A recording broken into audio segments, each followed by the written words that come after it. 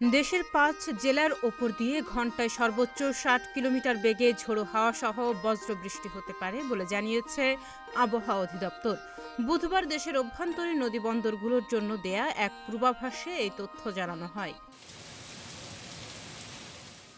পূর্বাভাসে বলা হয়, রংপুর, ময়মনসিংহ, কক্সবাজার এবং সিলেট অঞ্চলের ওপর দিয়ে পশ্চিম উত্তর পশ্চিম দিক দিয়ে ঘণ্টায় ৪৫ থেকে ৬০ কিলোমিটার বেগে অস্থায়ীভাবে ঝোড়ো হাওয়া সহ বজ্র বৃষ্টি হতে পারে।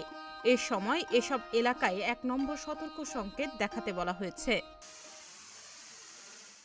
এদিন সারা দেশের পূর্বাভাসে বলা হয়েছে, রংপুর, রাজশাহী, ময়মনসিংহ, ঢাকা ও সিলেট বিভাগের কিছু কিছু জায়গায় এবং খুলনা, বরিশাল ও চট্টগ্রাম বিভাগের দু-এক জায়গায় অস্থায়ীভাবে দমকা হাওয়া সহ মাঝারি ধরনের বজ্রবৃষ্টি হতে পারে। সেই সঙ্গে রংপুর, ময়মনসিংহ ও সিলেট বিভাগের কোথাও কোথাও মাঝারি থেকে ভারী বর্ষণ হতে পারে। এ অবস্থায় সারা দেশের দিন ও রাতের তাপমাত্রা প্রায় অপরিবর্তিত থাকতে পারে। তাহনিয়া ইয়াসমিন, প্রতিদিনের বাংলাদেশ।